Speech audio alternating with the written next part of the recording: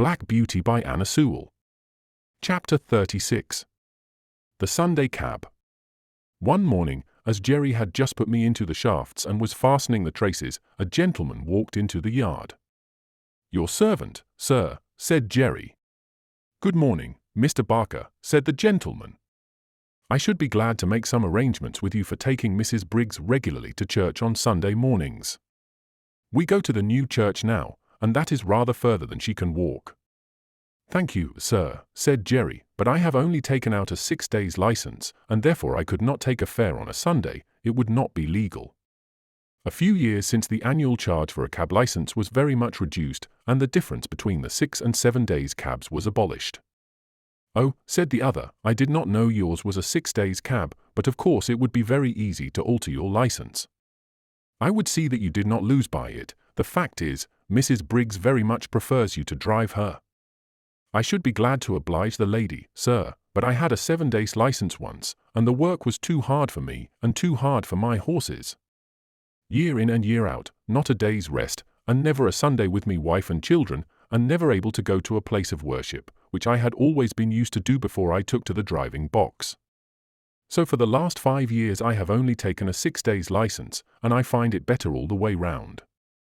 "Well, of course," replied Mr. Briggs, "it is very proper that every person should have rest, and be able to go to church on Sundays, but I should have thought you would not have minded such a short distance for the horse, and only once a day. You would have all the afternoon and evening for yourself, and we are very good customers, you know." "Yes, sir, that is true, and I am grateful for all favors, I am sure, and anything that I could do to oblige you, or the lady, I should be proud and happy to do, but I can't give up my Sundays, sir, indeed I can't.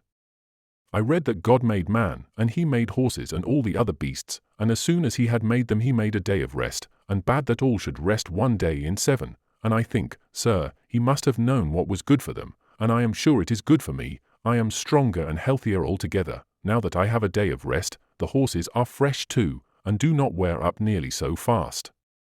The 6-day drivers all tell me the same, and I have laid by more money in the savings bank than ever I did before, and as for the wife and children, sir, why, heart alive, they would not go back to the 7 days for all they could see." "Oh, very well," said the gentleman. "Don't trouble yourself, Mr. Barker, any further. I will inquire somewhere else," and he walked away. "Well," says Jerry to me, "we can't help it, Jack, old boy, we must have our Sundays. Polly," he shouted, "Polly, come here." She was there in a minute. "What is it all about, Jerry?" "Why, my dear, Mr. Briggs wants me to take Mrs. Briggs to church every Sunday morning. I say I have only a 6 days license. He says, get a 7 days license, and I'll make it worth your while, and you know, Polly, they are very good customers to us. Mrs. Briggs often goes out shopping for hours, or making calls, and then she pays down fair and honourable like a lady. There's no beating down or making 3 hours into 2 hours and a half, as some folks do, and it is easy work for the horses, not like tearing along to catch trains for people that are always a quarter of an hour too late, and if I don't oblige her in this matter it is very likely we shall lose them altogether. What do you say, little woman?" "I say, Jerry," says she, speaking very slowly, "I say, if Mrs. Briggs would give you a sovereign every Sunday morning, I would not have you a 7 days cabman again. We have known what it was to have no Sundays, and now we know what it is to call them our own. Thank God, you earn enough to keep us, though it is sometimes close work to pay for all the oats and hay, the license, and the rent besides, but Harry will soon be earning something, and I would rather struggle on harder than we do than go back to those horrid times when you hardly had a minute to look at your own children, and we never could go to a place of worship together, or have a happy, quiet day. God forbid that we should ever turn back to those times, that's what I say, Jerry." "And that is just what I told Mr. Briggs, my dear," said Jerry, "and what I mean to stick to. So don't go and fret yourself, Polly," for she had begun to cry. "I would not go back to the old times if I earned twice as much, so that is settled, little woman. Now, cheer up, and I'll be off to the stand." 3 weeks had passed away after this conversation, and no order had come from Mrs. Briggs, so there was nothing but taking jobs from the stand. Jerry took it to heart a good deal, for of course the work was harder for horse and man. But Polly would always cheer him up, and say, "Never mind, father, never mind. Do your best, and leave the rest, 'twill all come right, some day or night. It soon became known that Jerry had lost his best customer, and for what reason? Most of the men said he was a fool, but 2 or 3 took his part. If working men don't stick to their Sunday, said Truman, they'll soon have none left. It is every man's right and every beast's right. By God's law we have a day of rest, and by the law of England we have a day of rest, and I say we ought to hold to the rights these laws give us and keep them for our children. All very well for you religious chaps to talk so, said Larry, but I'll turn a shilling when I can. I don't believe in religion, for I don't see that your religious people are any better than the rest. If they are not better, put in Jerry, it is because they are not religious. You might as well say that our country's laws are not good because some people break them.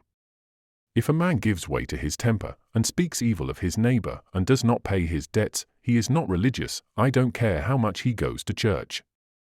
If some men are shams and humbugs, that does not make religion untrue. Real religion is the best and truest thing in the world, and the only thing that can make a man really happy or make the world we live in any better.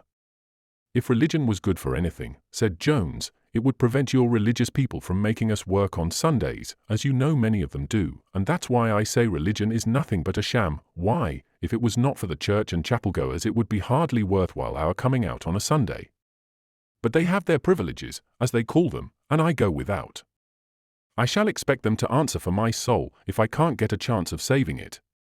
Several of the men applauded this, till Jerry said, "That may sound well enough, but it won't do. Every man must look after his own soul. You can't lay it down at another man's door like a foundling and expect him to take care of it. And don't you see, if you are always sitting on your box waiting for a fare, they will say, if we don't take him someone else will, and he does not look for any Sunday.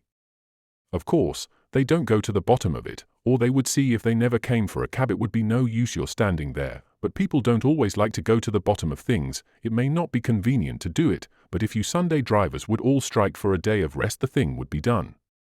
"And what would all the good people do if they could not get to their favorite preachers?" said Larry. "'Tis not for me to lay down plans for other people," said Jerry, "but if they can't walk so far they can go to what is nearer, and if it should rain they can put on their mackintoshes as they do on a weekday. If a thing is right it can be done, and if it is wrong it can be done without, and a good man will find a way. And that is as true for us cabmen as it is for the churchgoers." End of chapter 36.